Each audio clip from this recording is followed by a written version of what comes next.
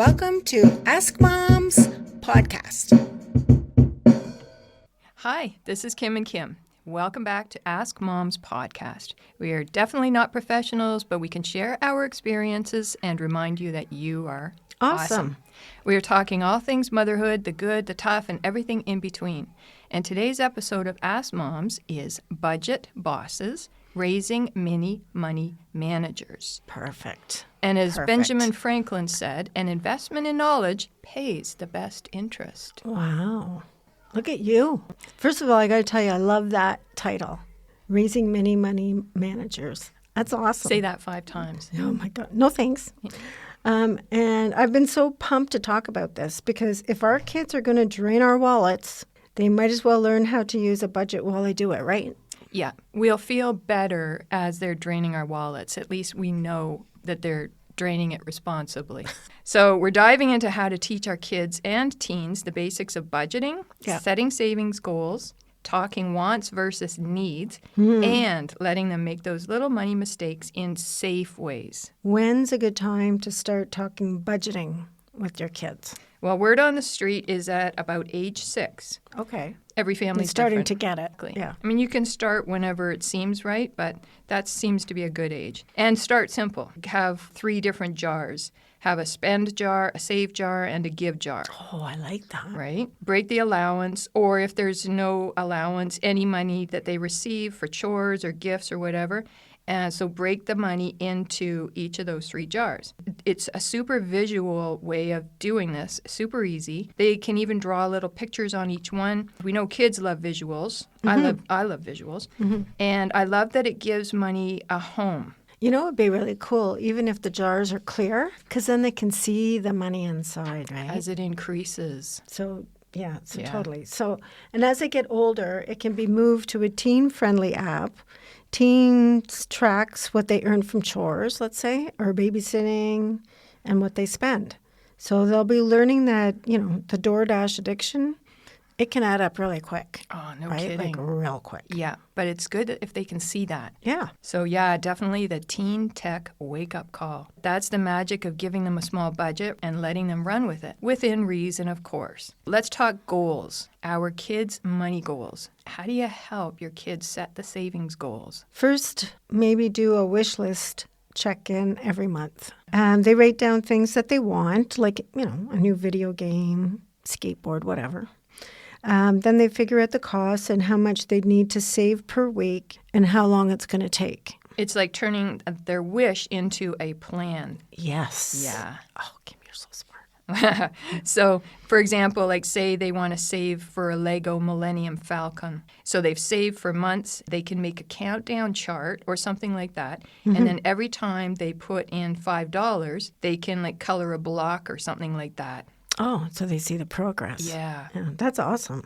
And it's such a cool confidence booster when they hit that goal, right? They made it happen. Yeah. We didn't just hand them the money. Yeah, exactly. Right? Plus, when they buy it themselves, they treat it like gold, right? They're not going to leave it under the couch for the dog to chew because it's ownership. They took a long time to save this hard-earned money. It didn't just appear. Exactly. How do you handle, this is a hard one. So the want versus, but I need it. So you can usually say, okay, let's pause, take a minute. Yeah. Now, is this a need? Is this like food and shelter? Or is this a want, like sparkly slime that smells like watermelon or something? And ask the kids to and get them to tell us the difference, right? So we need to talk about needs being things that help us live, like clothes, foods, versus wants, which are the things that are fun to have. But we can live without them. And adults, we need to pay attention to this too. And you know what? Sometimes it's okay to buy a want, but we frame it like a treat, not a given. Even if you do go ahead and get that want, they have to realize that's not a necessity and it's not the norm. Try and be mindful of that this is a treat. So real talk. We've got to let our kids make safe money mistakes. It's a really good learning tool and difficult, but well worth it. Blowing their entire savings on cheap plastic toys at the dollar store and 5 minutes of joy, and then even if it is 5 minutes of joy, and then regret, I shouldn't have bought it. And hopefully they can acknowledge that and see, okay, now their jar is empty and they've got this to show for it. So was that worth it to them? Yeah. Or, hopefully they can decide. So better they learn now with, the $10 later than with a credit card bill. Mm-hmm, totally. We try to follow it up with questions like, would you do something different next time? And no shame. And this is, our common communication with everybody in every episode is communication. You have to be open to listen without judgment or they shut down, right? Yeah. So no shame. We want them to feel safe learning and not scared of, messing up. Oh, my gosh. Or else they might not tell you they're messing up. Good point. Good point. If you're going to hide it because you're afraid, then that's and not it'll just good. get worse. Yeah, that's right. You might not know what to do. Right. Or they might not know what to do. Right. So, yeah. So how else do you learn without messing up? My goodness. There you have it. I plan on learning something after the podcast. Yes. Yes, me too. With my credit card. Yeah, something financial. We need to learn a lesson at the store. Oh, dear. All right, so there we go. Yeah. Now, budgeting basics, goal setting, needs versus wants, and those important moments. Yeah. So if you take one thing from this episode, let it be this. You don't need to be a financial expert to raise money smart kids. Just start small, maybe stay consistent, and let them practice. Mm-hmm. So we have a quick 9-step summary of suggestions. Okay. Introduce the value of money when they're little, so really little, because small amounts even give them freedom, but also include responsibility like work ethic, value of earning, right? Yeah. So they did something, and even if it's, 20 cents or 20 or 15 cents, 5 cents for one jar, 5 for the other, and 5 for the give, right? Mm-hmm. And that's a great learning lesson, even for the smallest of kids. That's right. So that's one. Yeah. Second step, emphasize saving. So a good example when they want to buy something that's more than the allowance they get. So the third one is maybe introduce them to the concept of investing. So this is more like preteens. Along with that sense of ownership, learn the importance of researching, so make good decisions, and managing assets. Mm-hmm.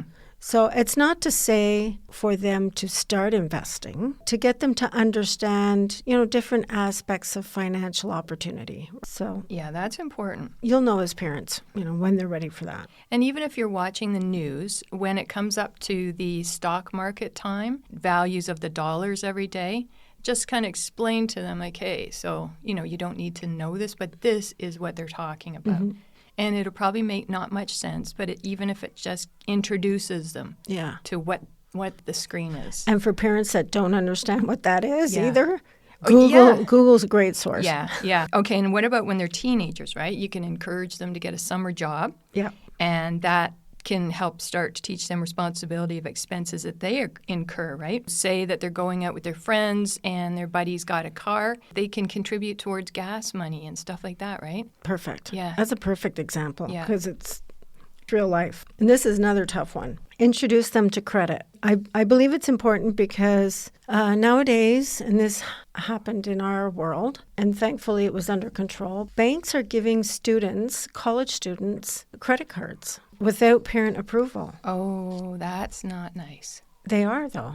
We caught on to that. It was managed well, but teaching that, or even as parents knowing about that, A, and secondly, teaching the kids about credit, that credit isn't just free money, that it has to get paid back, right? Mm-hmm. So teach that credit is good for practical things, like if your tire blows out and you need to buy one or something, but it should only be used to, it shouldn't be used to overextend when they want something. No, definitely not. Right. Oh my gosh, like instant, I want this now. Yeah. And that's giving them free money. So be very wary about that when your kids go to college. Mm-hmm. Because at the end of the day, it often is just overwhelming and they can't pay it and they're super stressed about it. Yeah. And then, they don't want to tell you. So that's another lesson that's really important, just to show them how much interest is charged on what they just bought. Yes. Starting the moment they bought it. Yes. Right? And then show that if I bought this for $10, I'm really paying, $10 and,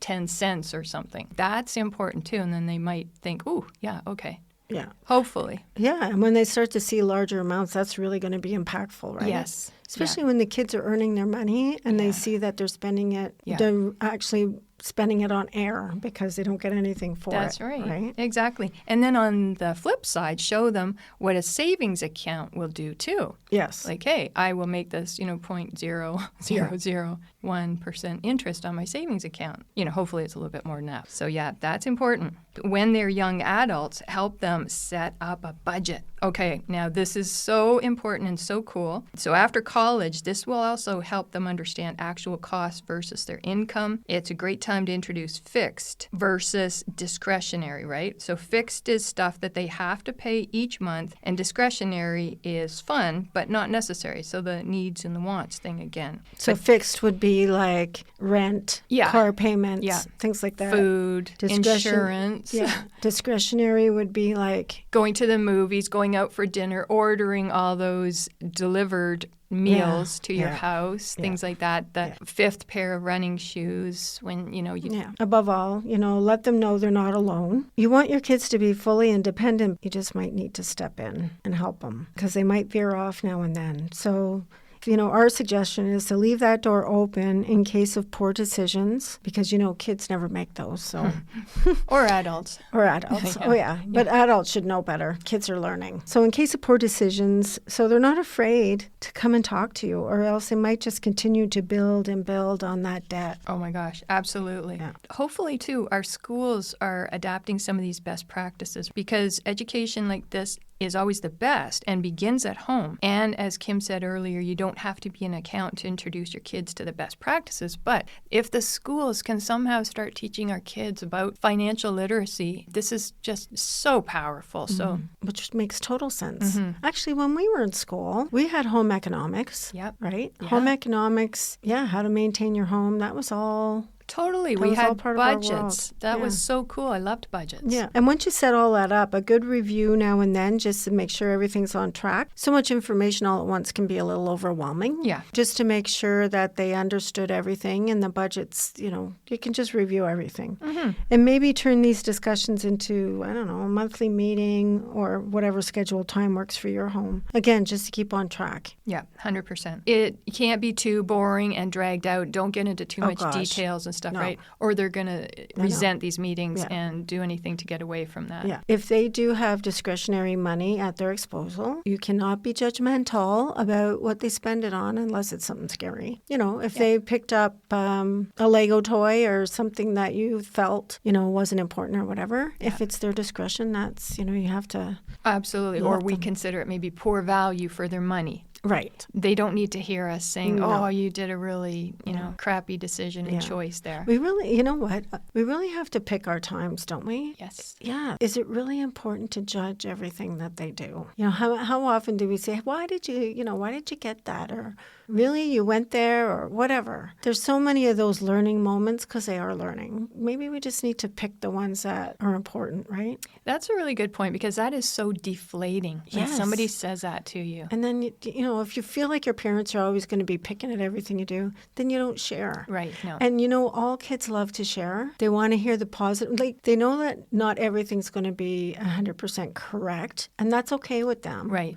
If you can explain it to them. But when it's like, what did you do? Yeah. Instead of saying, well, if it was me, I probably would have got this. Right. Why did you get that? Because I really like it. Oh, that's cool. Yeah. Right? Yeah. Maybe not what I would buy, but that's cool for you. It's your money. Exactly. Stuff like that. No, that's But good. even by saying, maybe that's not what I would get, there's no judgment. It's just, I would get something different. So it might kind of make them think about it a little bit. Yeah. And are you happy with your choice? This is super cool. I hope you really enjoy it. Well done. Yeah. Yeah. No, I hear you. Don't forget that the earlier they learn, the better they'll be at managing their money. And just a little bit of education and paying attention to this will set you up. And then you don't have to worry about it because you've already looked at this and you've got your budget, and we're talking basic stuff, right? Yeah. If it gets too complicated, you can get someone to help you out. We're just talking about kid level, right? Exactly. If you understand it and you live by it, it's a great example. I agree with you. Yeah. So we're just setting them up for the future. And lower stress. Right.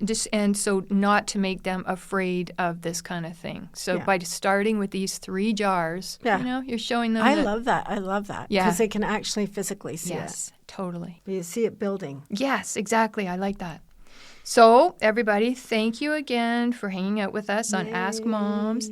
And hit that subscribe button, please. And if you liked this episode, share it with your favorite fellow parent or parents. Mm-hmm.